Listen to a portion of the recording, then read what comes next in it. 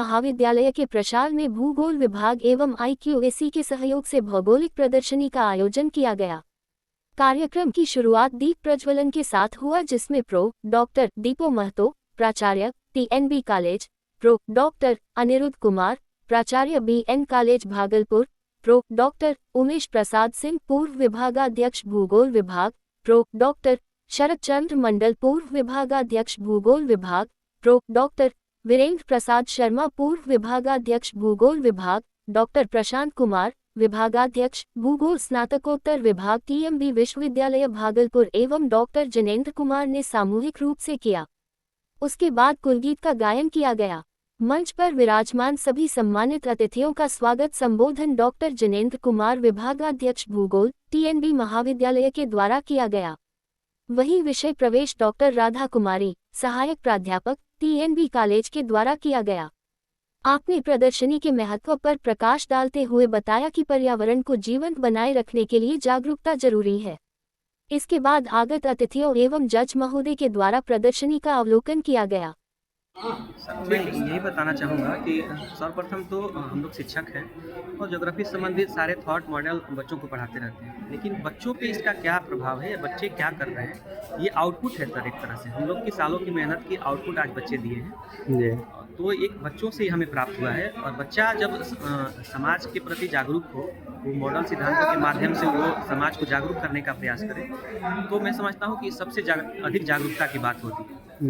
शिक्षक तो जागरूक होते ही हैं, लेकिन बच्चे अगर वो जागरूक हो जाएं और समाज को जागरूक करने लगे तो ये सबसे बड़ी जवाबदेही होती है और सबसे बड़ा कार्य होता है। जी सर, परिचय बता दीजिए। बच्चों द्वारा प्रस्तुत किया गया है ये मॉडल, और ये समाज को मैसेज दे रहे हैं कि आप प्रकृति के अनुकूल जीवन यापन करें, पर्यावरण को कम करें, पर्यावरण फ्रेंडली अपना जीवन यापन करें, प्रदूषण कम हो और जीवन नेचर के साथ जिया जाए, ताकि फ्यूचर को भी ध्यान में रखा जाए, आने वाली पीढ़ी भी सुरक्षित रहे और हम एक स्वच्छ वातावरण में अपने जीवन को सुगमतापूर्वक जिए। परिचय सर। मेरा नाम डॉक्टर जनेंद्र कुमार है। मैं TNB कॉलेज में भूगोल विभाग का विभागाध्यक्ष हूँ। अभी इस प्रदर्शनी का कन्वीनर हूँ। धन्यवाद सर।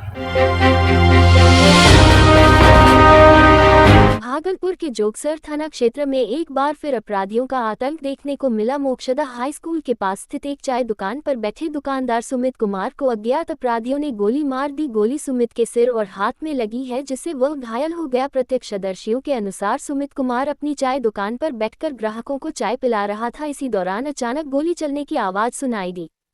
फायरिंग इतनी अचानक थी कि आसपास मौजूद लोग कुछ समझ पाते उससे पहले ही अपराधी मौके से फरार हो गए। स्थानीय दुकानदार दुर्गानंद दास ने बताया कि गोली चलने के बाद इलाके में अफरा तफरी मच गई। घटना की सूचना मिलते ही जोगसर थाना की पुलिस मौके पर पहुंची और घटनास्थल को घेराबंदी कर जांच शुरू की। पुलिस ने मौके से 2 खोखा बरामद किया है। फिलहाल गोलीबारी के कारणों का पता नहीं चल सका है। नंबर दुकान है, इसके 2 दुकान के बाद में, और ये यहाँ पर बैठे हुए थे। ये भी चाय बेचते, हमारा भी चाय का दुकान है, और यहाँ पर ये बैठे हुए थे। अचानक से इसको क्या कहता है लगा यहाँ के, उसके बाद हाथ में लगा, और जो एक कस्टमर चाय पी रहा था उसके जूता में भी लगा। तो वो खोखा, गोली पूरा सबूत है, गोली फुटा हुआ नहीं है। वो गोली जो जैसा सर बताए जांच के बाद, वो गोली उनके हाथ में मिला। गोली उठा के वो रखा, उसके बाद उनको ले गए, सुइया दिलवाए। घायल है, बस थोड़ा सा छिलका छिलाया है और हाथ भी छिलाया है। वो यहाँ पे चाय पीने के लिए आया हुआ था? नहीं, वो दुकानदार है, जिसको गोली लगा वो दुकानदार है। कौन चलाया ये सब बात पता चल रहा है? नहीं, ये सब किसी को कोई देखा भी नहीं है। और कहाँ से आवाज सुनाई पड़ी थी? आवाज ऊपर से आवाज इनको सुनाई, ये बोल रहे हैं कि हम सुने हैं। क्या नाम हुआ आपका? मेरा नाम दुर्गानंद है, मेरा 9 नंबर दुकान है। और ये घायल जो उसका नाम क्या है जिसको गोली लगा? सुमित कुमार, घायल जो है सुमित कुमार है। सर, हम लोग दुकानदार हैं, दुकान पे बैठे हुए थे।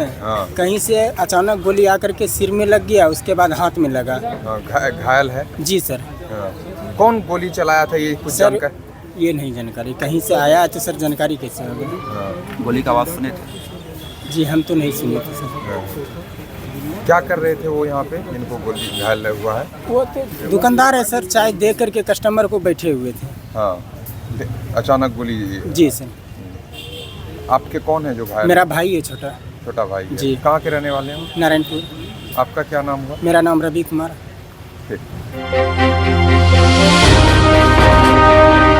भागलपुर के बबरगंज थाना क्षेत्र से एक ऐसा मामला सामने आया है जिसने न सिर्फ 2 परिवारों की नींद उड़ा दी है, बल्कि पूरे शहर को सोचने पर मजबूर कर दिया है। सरयू देवी मोहनलाल बालिका उच्च विद्यालय की 10वीं कक्षा की छात्राएं सोनाक्षी और जिया बीते 13 दिनों से लापता हैं, लेकिन अब तक पुलिस के हाथ कोई ठोस सुराग नहीं लग पाया है। जैसे जैसे दिन गुजर रहे हैं वैसे वैसे परिजनों की बेचैनी बढ़ती जा रही है। मां की आंखें रास्ता देखते देखते थक चुकी हैं और घर में हर पल अनहोनी की आशंका सता रही है। इसी बीच जांच में एक ऐसा मोड़ आया जिसने इस मामले को और भी रहस्यमय बना दिया है। पुलिस को स्कूल के पास का सीसीटीवी फुटेज हाथ लगा है, जिसमें सोनाक्षी और जिया स्कूल के अंदर प्रवेश करती साफ दिखाई दे रही हैं। लेकिन हैरानी की बात यह है कि छुट्टी के बाद दोनों छात्राएं स्कूल से बाहर निकलती कहीं नजर नहीं आती। सवाल उठता है, आखिर स्कूल के अंदर ऐसा क्या हुआ कि दोनों बाहर ही नहीं दिखी। मामले की गंभीरता को देखते हुए सिटी एसपी शैलेंद्र सिंह और सिटी डीएसपी 2 राकेश कुमार खुद स्कूल पहुंचे। करीब 2 घंटे तक छात्राओं के भाई, स्कूल की अन्य छात्राओं और प्रभारी प्रधानाध्यापक मोहम्मद गुलाम मुर्तुज से गहन पूछताछ की गई। जिया के भाई उज्जवल की आवाज दर्द से कांप उठती है। वे कहते हैं, हमें नहीं पता मेरी बहन किस हालत में है। मां दिन भर रोती रहती है, उसकी हालत खराब होती जा रही है। वहीं सोनाक्षी के भाई ने पुलिस पर लापरवाही का आरोप लगाते हुए कहा कि अगर पहले दिन से ही सही ढंग से तलाश होती तो आज शायद उनकी बहन घर पर होती। इस मामले में स्कूल प्रशासन भी सवालों के घेरे में है। पहले कहा गया कि दोनों छात्राएं 8 जनवरी को स्कूल आई ही नहीं थी, लेकिन अब सीसीटीवी फुटेज ने उस दावे की पोल खोल दी है। प्रभारी प्रधानाध्यापक के जवाब भी अब साफ नहीं लग रहे। जब सिटी एसपी से इस पूरे मामले पर सवाल किया गया तो उनका एक ही जवाब था, जांच जारी है। लेकिन बड़ा सवाल अब भी कायम है, आखिर भागलपुर की ये दोनों बेटियां कहाँ हैं? क्या सीसीटीवी के कैमरे किसी बड़े राज की ओर इशारा कर रहे हैं? पूरे शहर की निगाहें अब इस रहस्य के खुलने का इंतजार कर रही हैं। सर क्या लग रहा है सर कि लेट कहीं जांच में लेट तो जांच चल रहा है, 12 दिन हो गया है। सरयू तो यही मिले कि वो सरयू दुबे आए थे, बट यहाँ के प्रिंसिपल बोल रहे हैं कि सरयू दुबे जिया और सोनाक्षी आए नहीं है। तो हम भी आए थे सरयू दुबे पता करने के लिए वो आई है कि नहीं। तो आए तो वो मिली है, सीसीटीवी में है कि सोनाक्षी है और जिया आई है स्कूल। और हम लोग भी दिखे हैं सीसीटीवी में साइकिल लेके आए, पता नहीं चल रहा है। 12 दिन से बुरा हाल है। मम्मी पापा का नींद तो नहीं आता, हम लोग को रात भर हल्का खराब हो जगे हुए रहते हैं। डर तो है पूरा मना हुआ, लेकिन हम लोग को भरोसा है पुलिस पर। पहले जांच नहीं हो रही थी? पहले जांच नहीं हो रही थी, 3-4 दिन से जांच हो रही है अच्छे से। क्या उम्मीद लग रही है, क्या हुआ होगा, क्या संभावना है? उम्मीद तो वही है जो एफआईआर में जो लिखा है, तो हमको जो डर लग रहा है उसको पला फसला कर उसको कहीं बेचने का फिराक में है, वही हमको उम्मीद है। क्योंकि अभी तक जब इतना बड़ी दुर्घटना हुई तो कुछ भी कॉल आना चाहिए, अभी तक बट कोई कॉल नहीं आया है। तो इसका मतलब कुछ तो गड़बड़ हो रहा है। कोई सुराग नहीं मिल रहा है। क्या नाम है? अक्षय कुमार। बहन का नाम? सोनाक्षी कुमारी और जिया कुमारी गुम है। सोनाक्षी कुमारी कुछ सुराग नहीं मिला है। जहाँ तक देख भी रहे हैं कि अभी तक पुलिस द्वारा कुछ पता भी नहीं चल रहा है। और आज तो पता चला कि यहाँ कैमरा में कि बच्ची तो अंदर आई है, लेकिन बाहर निकलने का कोई अपडेट नहीं पता चल रहा है। पता नहीं आज 12 दिन हो गया, बहन किस हाल में होगी नहीं होगी इसके बारे में हमको कुछ पता नहीं है। क्या बीत रहा है 12 दिन से? 12 दिन से हमारी माँ पे तो सबसे ज्यादा बीत रही है। 2 बार पानी भी चढ़ा है, उसके बाद अभी दवाई पे चल रही है माँ। कुछ पता नहीं चल रहा? कुछ पता नहीं चल रहा है सर। क्या लगता है क्या हुआ? हमको तो लगता है कहीं गलत जगह उसका उपयोग किया गया होगा बेच उच करके। पता नहीं भगवान जाने कहाँ गया है न गया। कैसे देख रहे हैं? पुलिस तो 12 दिन हो गया, अभी तक कुछ बताइए नहीं रहा, तो पता नहीं पुलिस क्या कर रहा है नहीं कर रहा है। आज तो यहाँ डीएसपी सर भी आए हैं, अब देखिए क्या जवाब देते हैं हम लोगों को। जांच चल रहा है स्कूल में?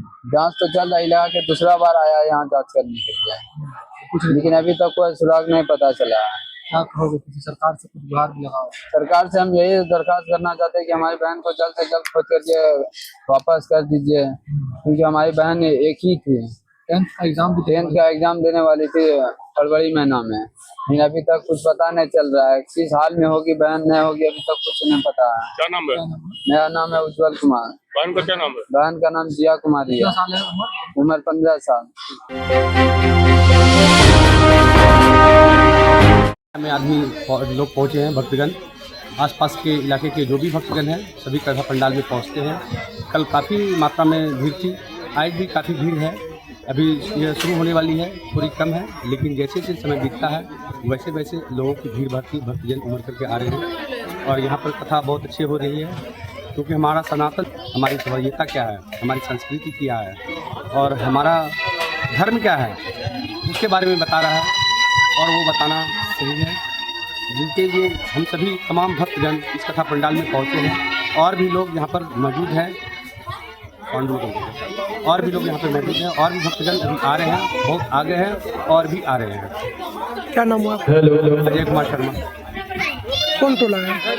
हरिपुर विश्वकर्मा, हरिपुर शर्मा टोला।